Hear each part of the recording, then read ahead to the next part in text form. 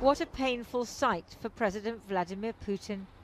The troops he sent to Syria to shore up Russian influence in the Middle East 9 years ago, forced to retreat, moving in convoy along the road north from Damascus this morning.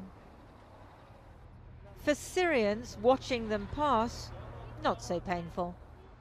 Without Russian support, Bashar al-Assad would probably have fallen long ago.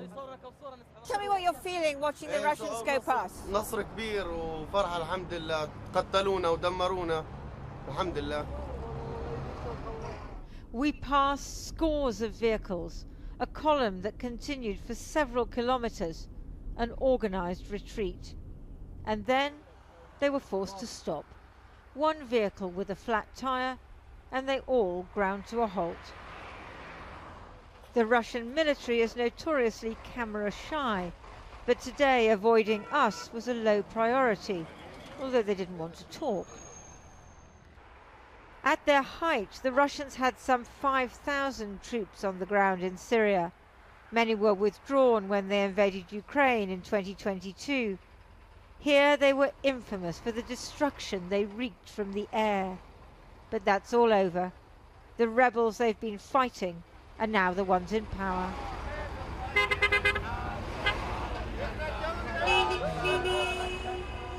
The Russian column has just set off again. It took them nearly 2 hours to sort out one flat tire.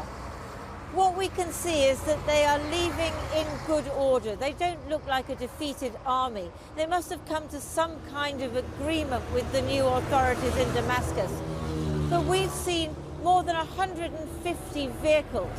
It gives an idea of how huge the Russian presence in Syria was. They turned onto the road to Latakia and Tartus, where the Russians have an air base and a naval port.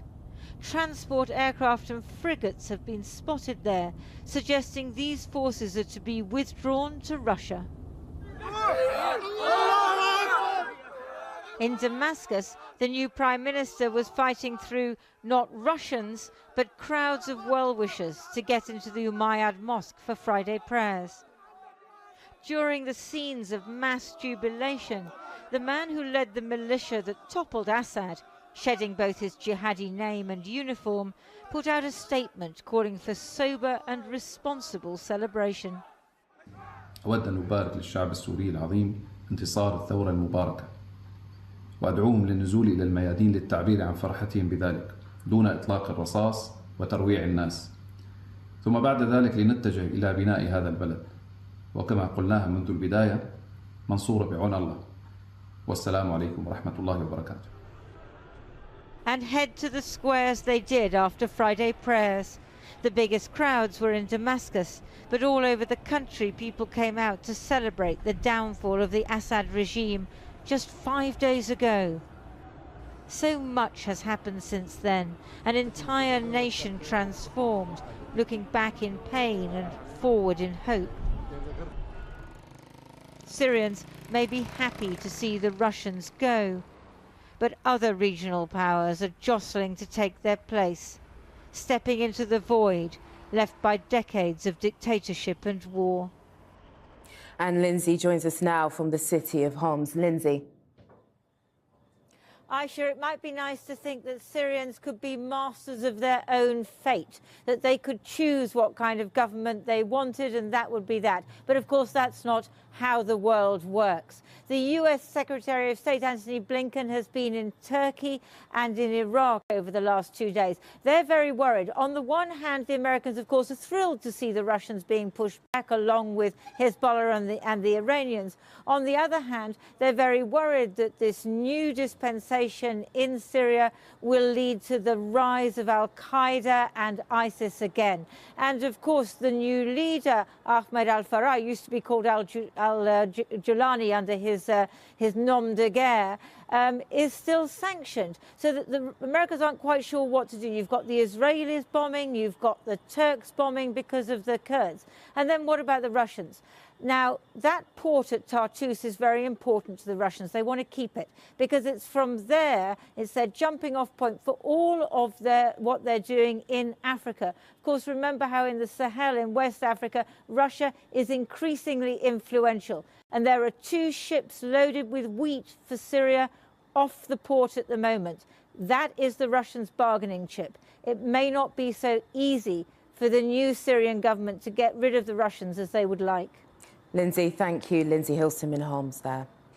While many Syrians celebrate, others continue their desperate search for loved ones disappeared by Assad's brutal regime.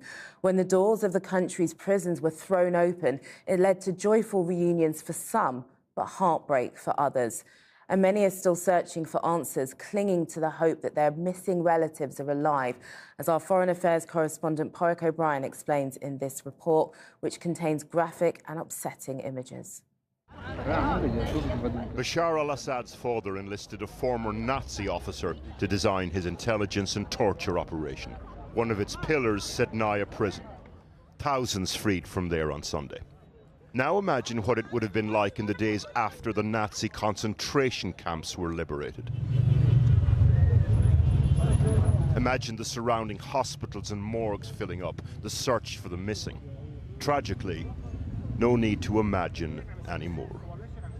All day long outside al-Mushtahid hospital, people come to try to find their loved ones among the pictures of the dead.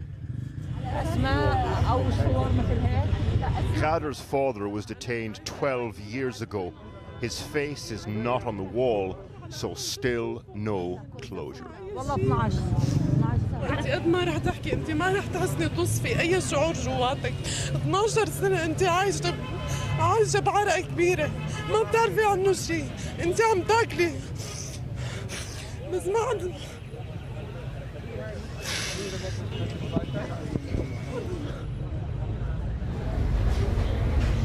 Inside the hospital morgue, people step around the corpses on the floor. Some have been detained for so long they look different. Aging and torture makes them harder to identify. The deputy coroner explains. لقينا في حالات طلق ناري بالمنطقة القفوية بالصدر لقينا حالات تعذيب in this room. After 12 years of war, Dr. Al-Qassem has seen a lot, but this is different. يعني في منظر أنا كأطباء شرعيين نحن مر علينا سابقا بالسنوات السابقة مر علينا حالات كثيرة فينا نقول إنه هذا عذب أو فينا نقول إنه هذا كذا ولكن مثل هيك لسه نحن يعني في مفاجآت كثيرة ما بنعرفها. At another hospital, Ibn al-Nafis, we hear there's a freed prisoner being treated. We pass another notice board for the would-be bereaved. There are just 10 detainees in this hospital. Yesterday, this is the list of people who put their names down saying they'd lost loved ones that they were looking for.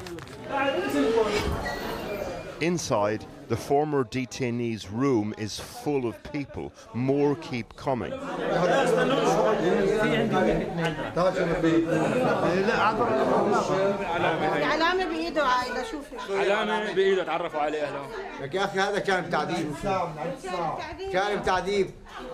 The man they're talking about doesn't speak. He appears severely mentally impaired. No one knows his name. بس بيشبه اخي مشان هيك He cannot give consent to be filmed by us, but his doctors told us to publicize his presence here.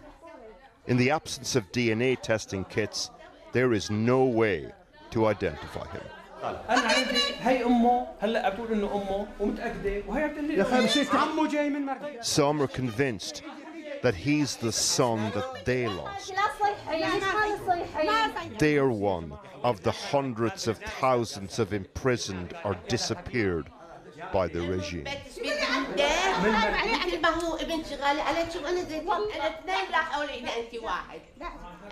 تمام نحن بالمشفى من يوم الأحد تقريبا اليوم اللي وصلنا ما يجاوزوا 10 أشخاص كل شخص اجى فاقد ذاكرته عم تتعرف عليه اكثر من عائله، اكثر من 6-7 عيال عم تجي.